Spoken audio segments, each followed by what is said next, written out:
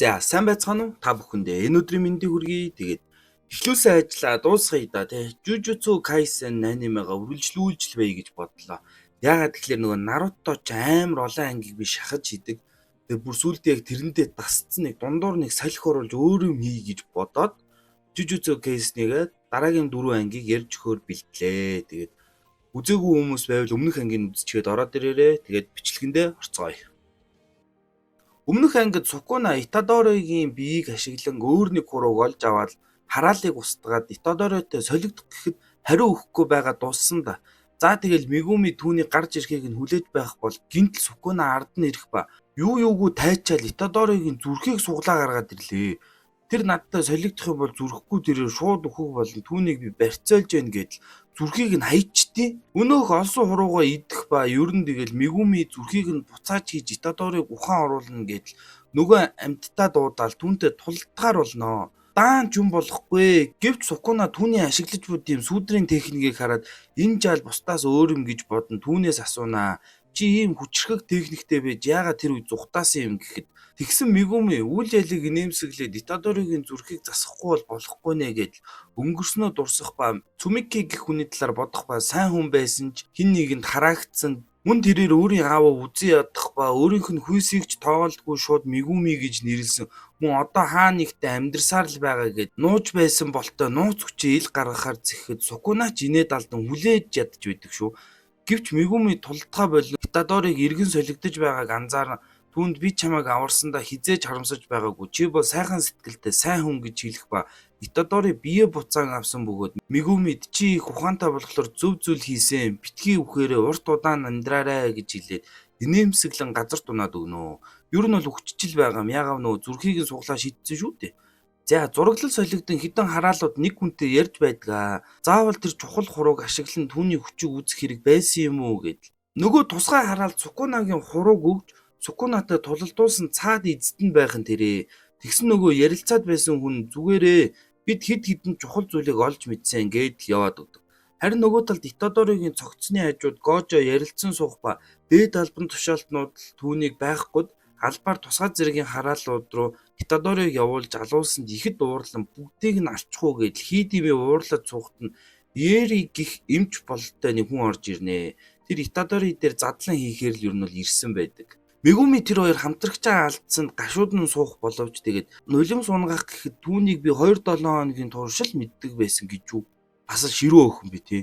Тэгсэн тэдэн дээр дээд ангийнх нь ирэх ба Зэни Макки буюу сургуулийнхаа хараалт хэрэгслийг хэрэгэлдэг шилдэг гэж болох хүн байдаг. Бол Тоги Инумаки нь өвгөн хараалт хэрэгэлдэг ба хэлсэн бүхэнд биелдэг болохоор зөвхөн хоолны нэр хэлж л бусдтай харьцдаг гин шүү. Харин энэ бол панда. Зүгээр л панда. Яг панда нэртэйгээ л адил. Өөр нэгэн Окоцу гэх дээд ангийн хүүхэд байдаг ба их л хүчтэй гин шүү. Гэвч тэр гадаадад байгаа л гэж Мегуми хэлдэг. Тэр хоёрт Киотогийн хараалын сургуультай хийх солилцоонд орох санал тавихаар ирсэн байх ба энэ нь хоёр сургуулийн хоорондох тэмцээн байдаг. 3 дугаар курсын шийдгүүлсэн болохоор 1 дугаар курс болон 2 дугаар курст оролцохоор болсон байдаг. Токио болон Киотогийн хараалын сургуульд хоорондоо 3 хүнтэй 2 баг гарган 2 хоногийн турш өрсөлдөн тулдах тэмцээн маягийн юм зохиохоор болсон юм байна лээ.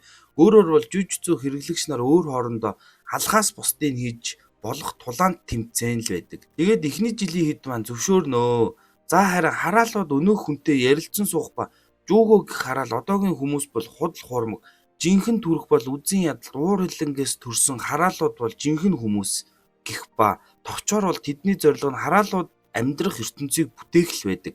Тэгин Jujutsu хэрэглэгч нартай яаж тулдгаа түүнээс асуух ба Гето гэх хүн 2 шат дараалалаар тэдэндээ тулдахыг хэлж өгдөг. Эхнийх нь хамгийн хүчрхэг Jujutsu хэрэглэгч болох Гожо Саторог тулдаж чадхааргүй болгох. Мөн дараа нь Сукуна болон Итадорыг өөрсдийнхөө талд оруулах гэхэд Жуго Итадори үхээгүй юм уу хэмээн асуухад зураглал солигддог Итадоригийн биеийг харуулдаг. Ер нь бол үхээгүй л гэсэн үг. Тэр дотроо Сукунатай тулалдан ярилцах ба хоёр нөхцөлдөө буцаа амьдруулахаар гэрээ хийдэг. Нэгт тэр өргөтгөл гэж хэлэх үед ганцхан удаа биеэ 1 минут зээлдүүлэх. Тэр үедээ хэнийг ч алж гэмтээхгүй гэх ба хоёрт энэ гэрээг мартах болноо л гэдэг. Ер нь бол сая Мегумитэй уулзах үед нэг юм анзаарсан ба түүнээс нэг юм харснаасаа болж тэр шийдвэрээ өөрчилсөн л байдаг. За тэгсэн эмнэлэг дээр Гожо тэрэ Итадори дээр задлан хийх гээл бэлдэж байх үед Гинт Итадорыг юу ч болоогүй юм шиг хэв нэг босоод ирнэ. Гожооч түүнийг хүлээж байсан шиг баяртайгаар хүлээж авнаа. Эмч түүнийг яах талаар асуухад Гожо түүнийг тэмцээнд оруулна. Тэр хүртэл түүнийг үхсэн хിവэрэнд байлгахыг хэлдэг. Тэгж Итадорыг улам хүчтэй болгох зорилготой л байдаг. За харин нөгөө Жуго Гето хоёр Гожог яг яах талаар ярилцаж байх ба түүнийг бид алж дийлэхгүй тиймээс битүүмжлэх болно гэд тусгай хараалт хэрэгсэл байгааг хэлэхэд Жуго ихэд хөөрн тэнд байсан хүн бүрийг шатааж алдаг шүү. Тэгснээ би Сукунагийн хідэн хуруутай тэнцэх вэ гэхэд багадаа 8 хуруу болов гэхэд болж байна. Би Гожог ч алаад өг хэлхиндээ. За сургууль дээр 2 дугаар курсынхаа 1 дугаар курс болох Мегумиг тэр хоёрыг бэлтгэж байх ба нөгөө талд Гожо харин Итадорыг жоохон хүчтэй болгохоор бэлтгэл эхлүүлж л байдаг. Ерөнхийдөө хараалын хүч бол энерги бөгөөд хараалын хүчийг техник болгон хэрэглэх боломжтой. Гэвч Итадорын Южигийн хувьд бол энэ нь боломжгүй байдаг. Учир нь хараалын хүч хүнийг төрхөөс л байдаг ба үүнийг жүжүцүү борол хэрэглэх ёстой юм байна лээ. Ерөнхийдөө жүжүцүү хэрэглэгчийн авьяас нь 80% нь төрөлхийн л гэсэн үг. Харин Итадорын хараалын хүчгүй төрсөн учраас хараалт техник ашиглаж чадахгүй л гэсэн үг. Гэхдээ түүний дотор Сукуна оршин байгаа учраас тэр баг багаар хараалын хүчтэй болох л юм байна лээ. Одоо харин түүнийг ойрын тулааны чадварт нь анхаарч бэлтгэл хийж байдаг. Тэгээд хараалын хүч ер нь бол сэтгэл хөдлөлөөс шалтгаалдаг болохоор түүнийг кино үзүүлж сэтгэл хөдлөлөө удирдах сургахаар болтгоо. За тэгсэн Гожо буцах замдаа муу ёр мэдрэн машинаасаа бууж үлдэх ба түүнийг амлаж авсан Жуго хүлээж байх нь дэрээ. Жуго бол ер нь бол маш хүчтэй тусгай хараал бөгөөд галын техникийг ашигладаг тийм шууд Гожо руу хэд хэдэн дайралт хийх ба Гожо дайралтууд нөлөөлдгүй. Учир нь түүнийг тойрон хязгааргүй гэх энерги бүрхүүл байдаг ба Жугог бүр хүрээд үзэхийг урддаг шүү. Жуго ч хязгааргүй гайхах ба Гожо ганцаа илэгдэж аваад өөрийн чадвараа танилцуулдаг. Тэр хязгааргүй гихчийг ашиглан биежүүлж улаан гихч техник бий болгон түүн рүү дайрах ба бүр сүйрүүлдэг шүү. Жуго бүр үхлийн газар тунах ба Гето түүнд чи үхэж мэдэн шүү гэж анхааруулж байсныг эргэж сандаг. Тэгээд Жуго эргэн босч Гожог хайх боловч өнөөгч нь бүр Итадорыг аваад ирсэн байвал яах вэ? Гожо тэгсэн чамайг сул дорой болохоор түүнтэй тулдуулахаар аваад ирлээ гэж юу? Жуго бүр тесэртлээ уурлан эзэмшлийн өргөтгөл гихч зүйлийг хийх ба эзэмшлийн өргөтгөл нь тусгай хараалуудыг хэрэглэдэг ба өөрийн хараалт хүчээр өөрийн газраа бий болгодог бас орчноосоо хамаарч хүчээж нэмдэг л гин. Тэгээд бүр болоог үзээ тэр дотроо дайрсан дайралт бүр нь гарцаагүй онох ёстой байд юм байна лээ. Харин энэ эзэмшлийг нь сүрж болдог. Энэ нь эсрэг хүн нь өөрийн эзэмшлийн өргөтгөлөө хийж болох ба аль илүү хараалын хүчтэй нь юу н хамгаалах болно л гээд нөгөө нүдэ боогоод байдаг боолтоо авч цэнхэр нүдээ ил гарган өөрийн эзэмшлийн өргөтгөлөө хийгээд тэгтгээ. Мэдээч хамгийн хүчрхэг жүжүцүү хэрэглэгч болохоор Гожогийн эзэмшил Жуго юу ч болохгүй шүү дээ. Шууд л толгойг нь тастаад аваа шидчихдэг шүү.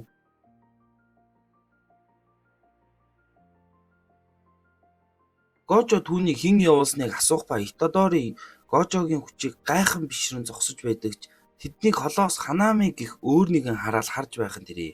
Гето би ч түнд харагдаж болохгүй гээ яваад өгөх бол Ханами нүд ирмэх зурдал тэнд очин энэ тэндгүү цэцгэс өргөст мод ургуулн дайралт хийгээд Жугог аван зүхтааж чаддаг. Гожо ч ийм хэмжээний хараалууд нэгдээд юу л хийх гээд байна хэмээн бодон Итадорыг хурдан л хүчтэй болгохоор л ер нь сургаж эхэлдэг. Харин Гето явж Махито гихч өөр нэгэн хараалтаа уулзах ба тэнд Ханами Жугог аван ирсэн байдаг. Тэгсэн Гето 10 сарын 31-нд Шибуя дүүрэгт бүх юм эхлэх болно гэснээр 7 дугаар анги дуустгаа. За 8 дугаар ангид Мегуми тэр хоёр дээр Тодой болон Май гихч ирэх ба тэд бол Кётогийн жүжүцүү сургуулийн сурагчид байдаг. Май бол нөгөө хараалт хэрэгсэл ашигладаг Макигийн ихэр ихч байдаг. Тодой энд гисэн чи энд Мегуми хагас үхтэл болгоод оронд нь Окоцу гихчийг оруулнаа гэд шууд хувцаа ураал үрэлт авснаа. Чамд ямар эмхтэй таалагддаг вэ гэж үү? Тэгсэн Мегуми надад тийм юм хэрэггүй гэхэд Тодой нулимс туслуулан гунигтай хариулт байна гэдэл дайрлаа да. Мегуми туслах гэдэл хөдлөхөд Май түүн дээр ирэн болиулн Тодойн талаар хэлж өгнө. Тодой бол тусгай зэрэгт болон 1-р зэргийн хараалыг ганцаараа ариусгаж байсан маш хүчрхэг жүжүцүү хэрэглэгч гэхэд Мегуми сонин далавчтай мэлхийн хараалуудыг дуудаад эсэргүүцэх боловч Тодой түүнийг барьж аваад тархиар нь газарт нэлчихжүү. Ашгүй амжиж Тоуги болон Панда нар ирсэн байдаг. Панда түүнийг тэмцээн болтол хүлээд тисэхгүй байна уу? Одоо буц гэх Тодой энэ удаагийнх гэхдээ бас ч гэж гайгүй юмнууд байх болтой шүү. Гэхдээ Окоцуг оролц гэж хэлээрээ гэж хэлчихэд яваад өгдөг. За тэгсэн нөгөө тал нөгөө Май ч буудах гэд бууж иглүүлсэн байж хахад Маки ирж болиулах ба Тодой ч ирж хурдан явахыг шаарддаг. Учир нь тэр өөрийн дуртай дуучин Такадатайгаа уулзаж гарын үсэг авахаар л ер нь Токиод ирсэн байжээ. Май Маки хоёр бол ихэр ихч дүүс хэрнээ өөр хоорондоо дургүй ба. Маки буюу манай талын Токиогийн нүдний шилт штэ. Толгой нэрэгчгүй. Энэ бол Маки шүү за. Макийн төрөлхийн хараалын хүчгүй төрсөн юм байна лээ. Тиймээс тэр хараал шингээсэн хэрэгслээр тулдаг. Ядаж байхад тэдний гэр бүл алдартай хүчтэй гэр бүл болохоор мундаг хүчтэй жүжигцүү хэрэглэгч болж гэр бүлдээ нэр хүндээ олж авахаар л ер нь мэрийж байгаа нин байдаг. За харин Киотогийн их сургуулийн захирал ирсэн байх ба Токиогийн сургуулийн захиралтай уулзахаар хүлээж байсан ч Гочо урдуур нь орж түүнийг баг зэрэг сүрдүүлээд авдаг. Товчхондоо бол ойрдоо болоод байгаа хэд хүчрхэг тусгай хараалууд нэгэн зэрэг нэгдэн нийгэм төлөвлөөд байна. Манай хүүхдүүд жалгаагүй хүчрхэгжиж байхад та нар өөрсдөө ирэх ашигаа бодон хуучин дэглэмээ барих гэж хичээгээд хэрэггүй шүү гэж даацтай хэдүү гэлчгээ яваад өгдөгөө. За 1 сар өнгөрчээ. Нэгэн кинотеатрт 3 хүний цогт солдох ба хэргийн эзэн Махито байх ба түүнийг Жумпэ гэгч нэг хүүхэд харж чадсан байдаг шүү. Кинотеатрын хэргийг зохицуулахаар Нанами гэгчдийн Итадори ирснээр 8 дугаар анги дууснаа. За энэ хүргээд энэ удаагийн бичлэгийг өндөрлөе. Тэгээд би бүр яг Наруто гэх бүр яг галзуурах гэж яг дундуур нэг өөр юм оруулъя гэсэн чинь ямар эвгүй юм бэ те. Өмнө чинь нөгөө амар олон анги ингээ шахаад ерөнхий тайлбар хийж ярьдаг бол одоо ингээд хитгэн ангийг амар дэлгэрэнгүй хэрнээ товчхон үйлдэл бүрээр нь задлж ярина гэсэн чинь гинт нэг айгүй эвгүй болоо явчлаа. Энэ удаагийн дугаар бүр нэр айгүй сонирн болсон байх. Тэгээд ер нь бол цааш та баг-багаар ингээд жүжигцөө юмрчлээсэн оруулаад дуусгана. За тэгээд бичлэг таалагдсан бол лайк болон subscribe ба дараад мөн donation хийж дэмжээрэй. Удахгүй Наруто орноо. Тэгээд дараагийн бичлэг хүртэл түр баяртай.